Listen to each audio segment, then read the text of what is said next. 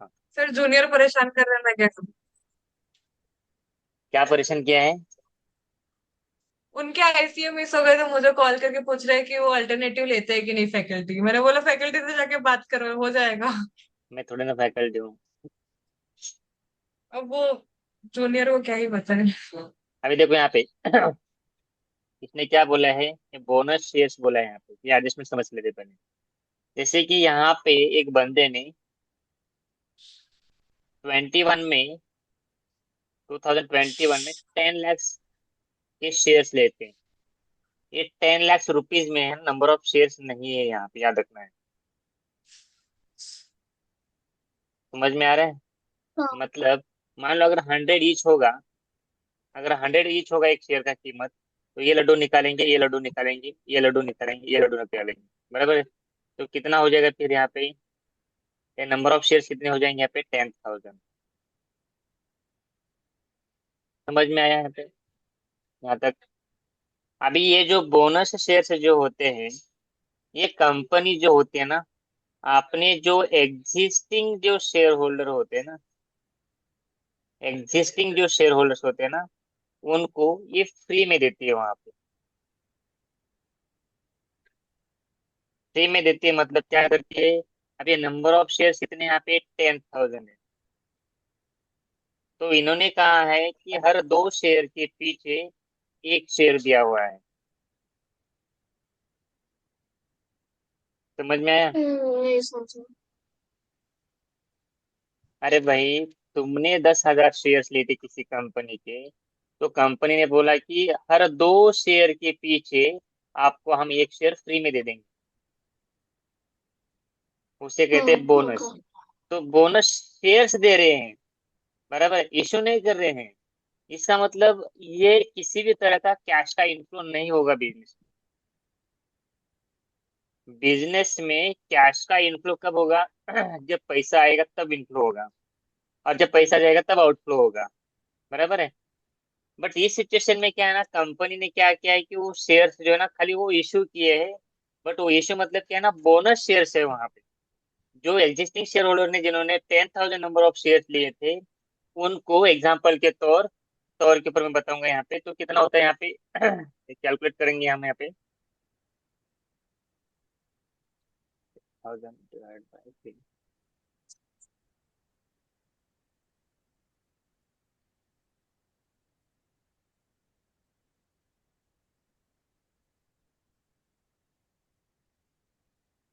मतलब एग्जाम्पल के तौर के हम यहाँ पे मानते हैं तो यहाँ पे कितना होता है, 5,000। बराबर है? ये 5,000 बोनस शेयर्स उनको फ्री में दे रहे हैं। तो अभी अभी देखो इसमें फायदा क्या होगा कंपनी का, और शेयर होल्डर का फायदा क्या होता है, मैं बताता हूँ यहाँ पे। शेयर होल्डर के पास ये नंबर ऑफ शेयर, जिसके पास पहले 10,000 थे, अभी कितने हो जाएंगे, 15,000 हो जाएंगे। बराबर है? 15,000 शेयर्स हो जाएंगे। और दूसरी बात, कंपनी के लिए ये फायदा ये होगा कि मतलब अपने एग्जिस्टिंग जो शेयर होल्डर्स हैं, उनको वहां पे हैप्पी करना है, क्योंकि वो आगे जाके हमारी कंपनी के वो लॉयल शेयर होल्डर्स बन जाए वहां पे। तो इसीलिए इस सिचुएशन में कंपनी ने खाली शेयर्स इशू किए हैं, बट वो बोनस शेयर्स इशू किए हैं। इसीलिए कंपनी में किसी भी तरह की कैश नहीं आ रही है। अभी ये भी समझ में नहीं आता है, तो तुमको मैं बताता हूँ यहाँ पे सिंपल सा एग्जांपल। तुम्हारा अभी कोर्स कौन सा रन कर रहे हो तुम? BSc economics. BSc economics. बराबर है? बीएससी इको कर रहे हो तुम यहाँ पे।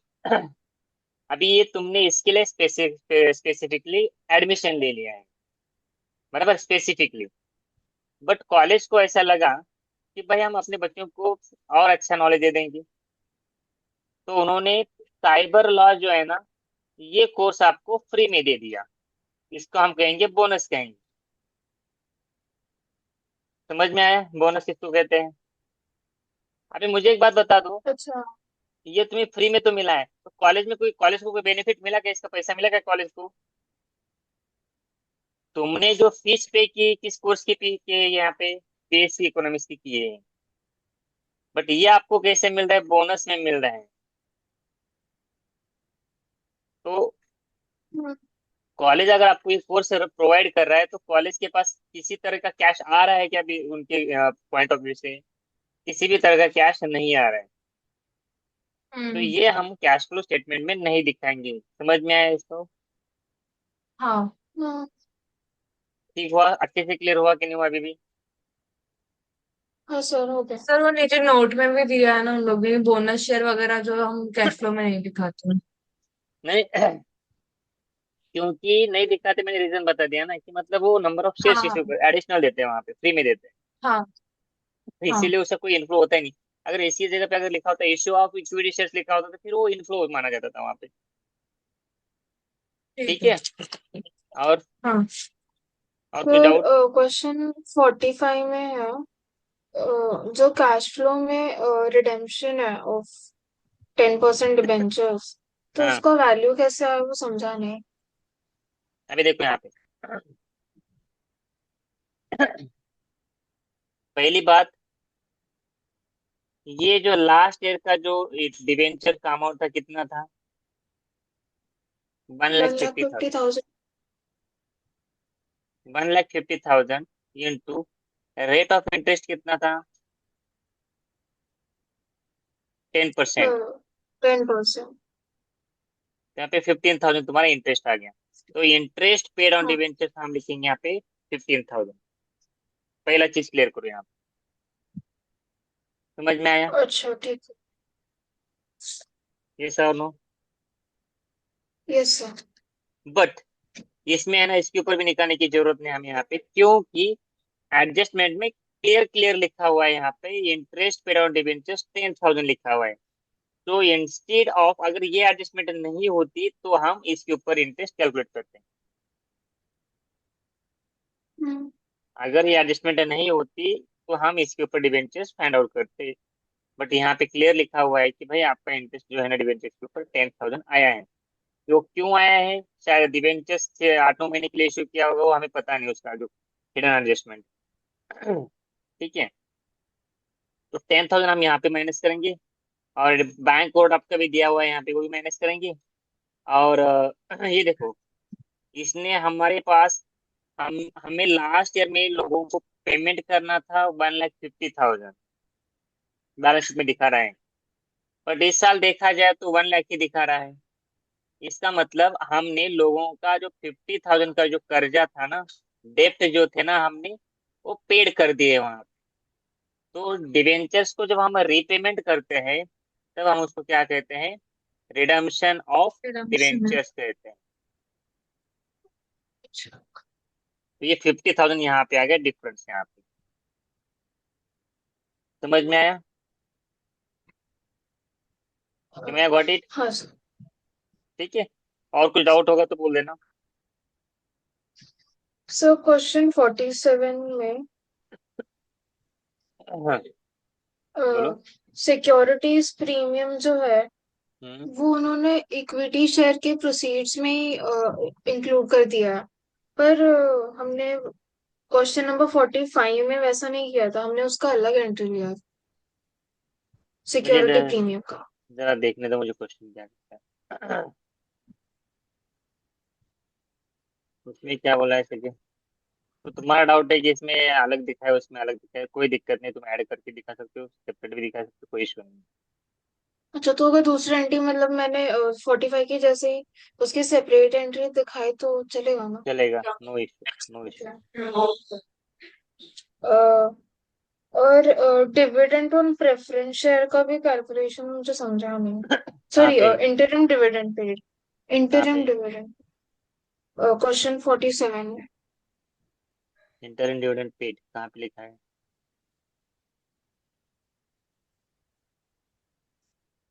यहाँ पे देखो। 1,05,000 का, 1 लाख।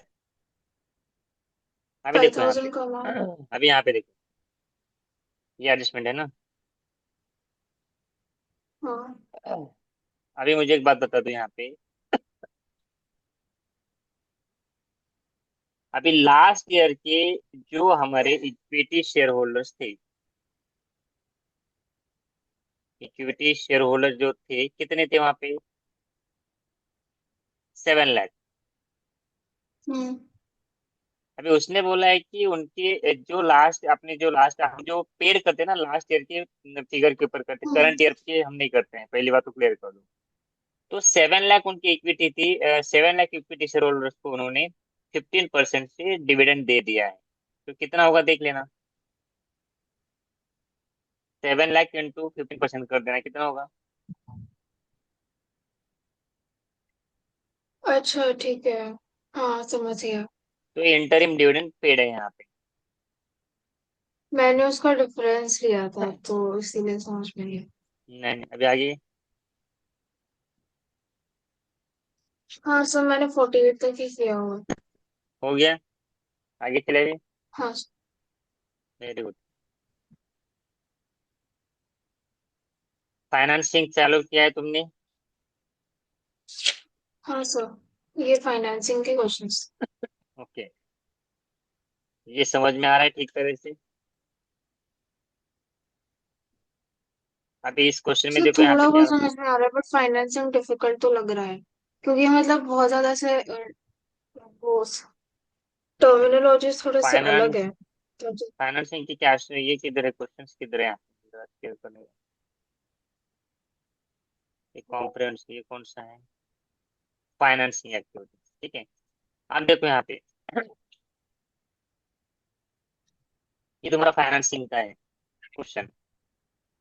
अरे फाइनेंसिंग में क्या होता है ना, ओनली जो फंड से रिलेटेड होता है फाइनेंसिंग में, इतनी बात तो क्लियर है अपने यहाँ पे।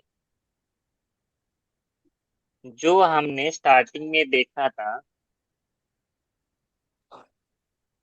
जो हमने स्टार्टिंग में देखा था, नंबर 1 पे क्या था अपना? ऑपरेटिंग था। दूसरा कौन सा था? इन्वेस्टिंग था। तीसरा कौन सा है यहाँ पे? फाइनेंसिंग। जैसे कि मैंने बोला है यहाँ पे, ये किससे रिलेटेड रहेगा यहाँ पे? एसेट से रिलेटेड रहेगा, या तो फिर वेल्थ से रिलेटेड रहेगा, पहली बात।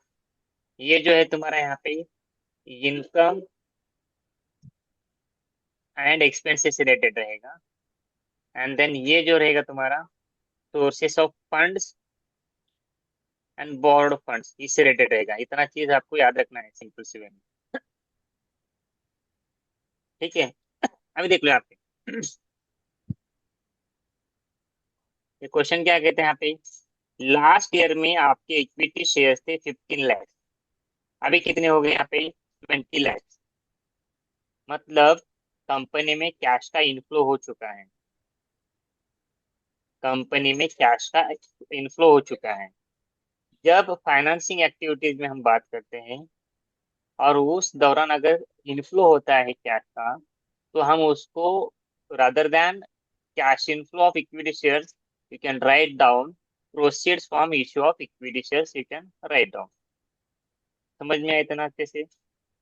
तो ये जो डिफरेंस है दोनों के बीच का, 5 लाख हमने यहाँ पे लिखा नंबर 1 पे।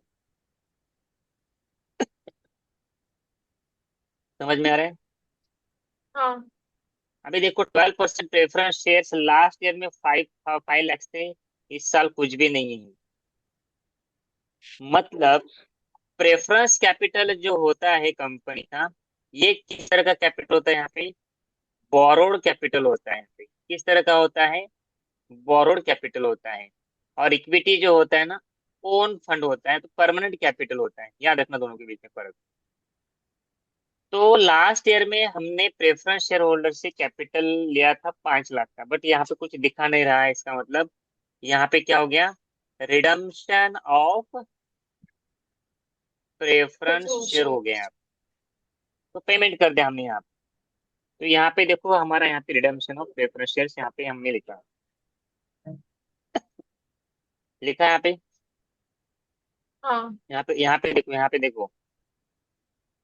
अब ये हम्म। एडजस्टमेंट 14% डिबेंचर्स, लास्ट ईयर में हमने कोई बोरोड फंड नहीं लिया था डिबेंचर्स के रूप, बट इस साल में हमने 2,50,000 लिया हुआ है।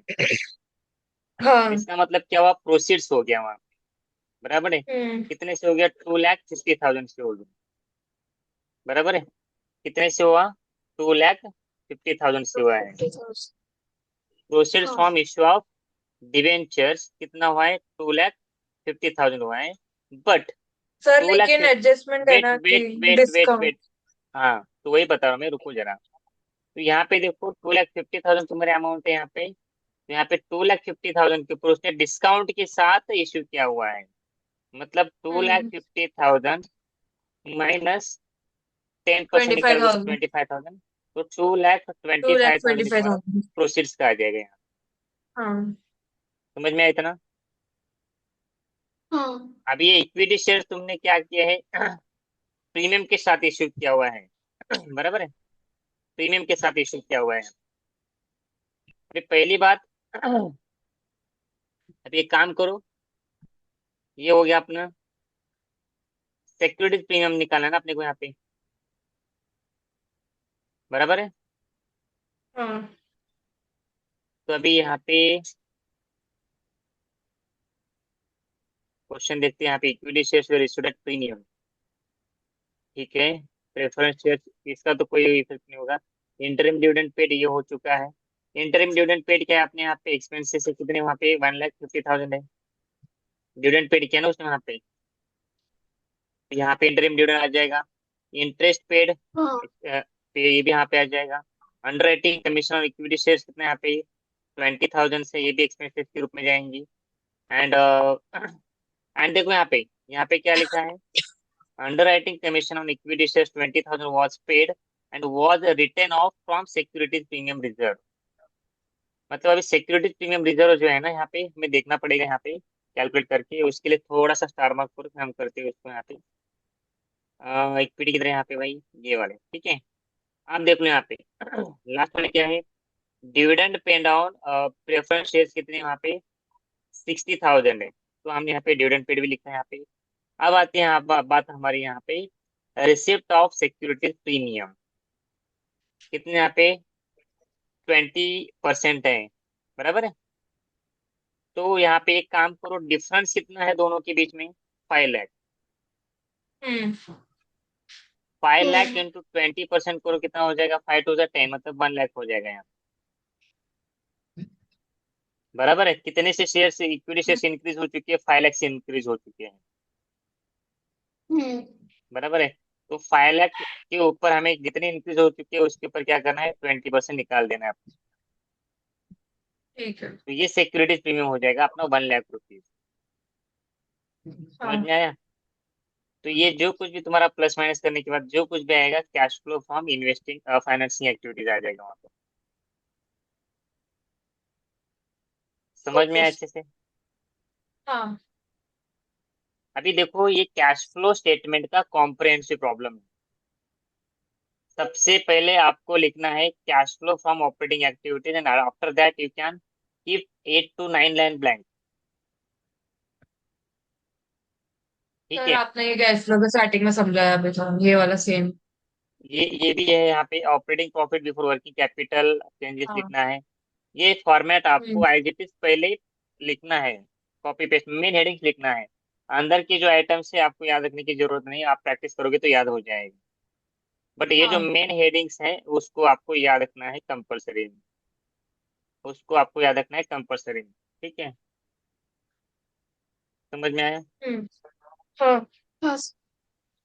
अभी देखो यहाँ पे cash flow from financing activities यहाँ पे भी है। नेट इंक्रीज और डिक्रीज इन कैश इक्विवेलेंट है यहाँ पे, कैश एंड कैश इक्विवेलेंट है यहाँ पे। तो ये सारा फॉर्मेट आपको यहाँ पे याद रखना है। ठीक है। अभी देखो, अभी देखो यहाँ पे, देखो ये कौन सा क्वेश्चन है यहाँ पे, from the following information prepare cash flow statement for the ended 31 मार्च। यहाँ पे कैश फ्लो बनाने के लिए बोल रहा है। अभी ओपनिंग कैश बैलेंस कितना है यहाँ पे, 10,000 है।